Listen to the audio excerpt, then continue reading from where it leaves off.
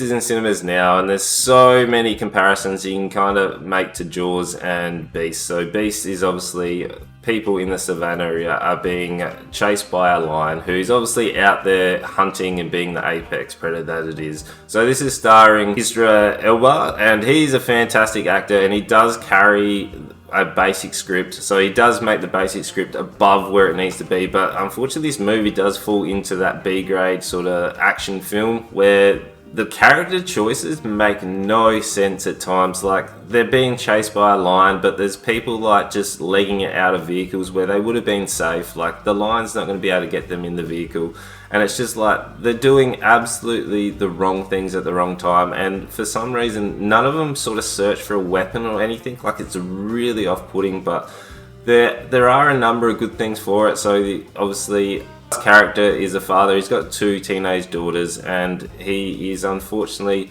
finds himself on the savannah. So they're there, and the teenage daughters and Elba, they do have a nice chemistry. Like, he's trying to re-establish that connection with them, but the building and the tension is sort of where this movie shines. Like, it does have a really nice build, but in terms of the ending just absolutely ruins that entire build. Like, it just felt completely out of place in terms of how the movie ends with the Beast.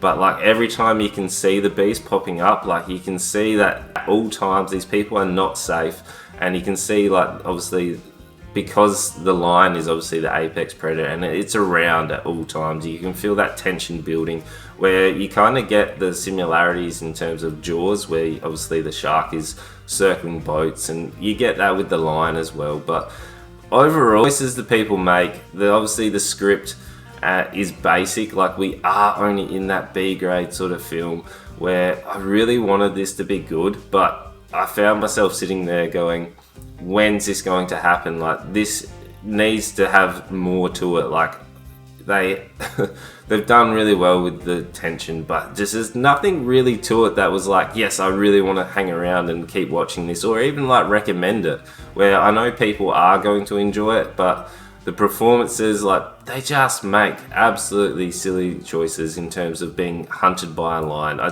can't wrap my head around it. It's just they needed to sort of flesh that script out, or come up with a little bit more of a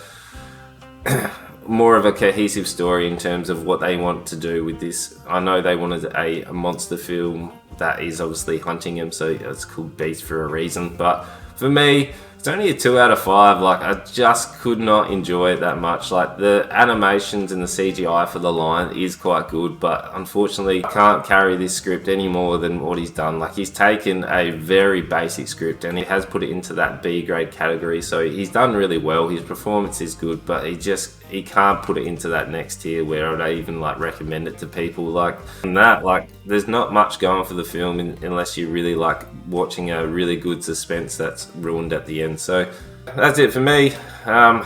We got a weekly podcast now. So Movie Talks, we're on Spotify, and we'll soon be on Apple Podcast as well. We've got daily reviews on the channel, and I'm live on Twitch on Tuesdays and Thursdays at 7:45 Australian Central Standard Time. So you know what to do. Make sure you like, comment, subscribe, and tell your friends.